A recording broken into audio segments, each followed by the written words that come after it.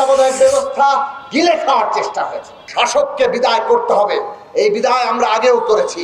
বছরের পর বছর লড়াই ধরে মানুষ ধীরে ধীরে বারুদের স্তূপে পরিণত হয়েছে। বিশেষভাবে 2011 সালে যখন শেখ হাসিনা তত্ত্বাবধায়ক সরকার ব্যবস্থা বাতিল করে দিয়ে পঞ্চদশ সংশোধনী করলো, তখনই পরিষ্কার বোঝা গেছে তারা আসলে একটা ফ্যাসিবাদী শাসন কায়েম করতে চায়, একটা কর্তৃত্ববাদী স্বৈরাচারী শাসন কায়েম করতে চায়। তাদের যে বাসনা নিজেদের শাসনকে চিরস্থায়ী বন্দোবস্তে পরিণত করা, সেই বাসনাকে সাহায্য করেছে কে?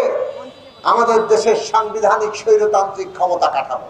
এই কথা আমরা আমাদের গণসংহতির জন্মলগ্ন থেকে বলে আসছি।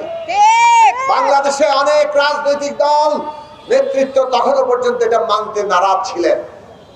তারা ভেবেছেন আমাদের এই সংবিধান একটা মহান সংবিধান, সেই কথাই তারা প্রচার করেছেন। আমরা বলেছি এই সংবিধান মহান মুক্তিযুদ্ধের উপর দাঁড়িয়ে হয়েছে, কিন্তু মুক্তিযুদ্ধের যে আকাঙ্ক্ষা ছিল সাম্য, মানবিক মর্যাদা, সামাজিক সুবিচার প্রতিষ্ঠা করা, তার জন্য গণতন্ত্র প্রতিষ্ঠা করা, সেই আকাঙ্ক্ষা সংবিধানে প্রতিফলিত হয় নাই।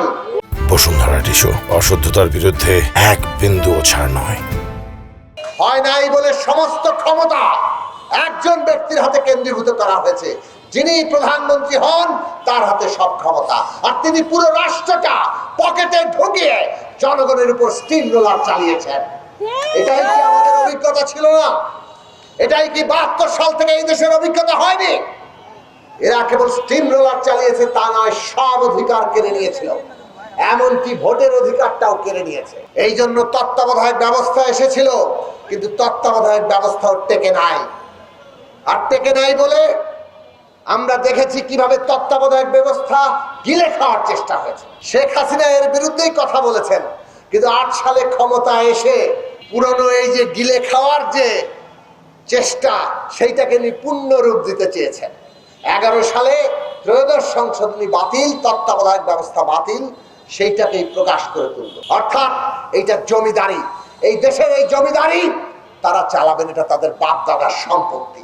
বাংলাদেশের মানুষ 11 সাল থেকে লড়াই করেছে একেবারে সরাসরি এই ফ্যাসিবাদী প্রবণতা, এই কর্তৃত্ববাদ, স্বৈরতন্ত্র কায়েমের চেষ্টার বিরুদ্ধে। আমরা আমাদের দিক থেকে পরিষ্কার বলেছি শাসককে বিদায় করতে হবে, এই বিদায় আমরা আগেও করেছি। কিন্তু আগে যেটা পারিনি, শাসকের সাথে সাথে শাসন ব্যবস্থা তার বদল করা, ফ্যাসিবাদীর সাথে সাথে ফ্যাসিবাদী ব্যবস্থা তাকে বিদায় করা, এইবার সেইটা হবে আমাদের সংগ্রাম।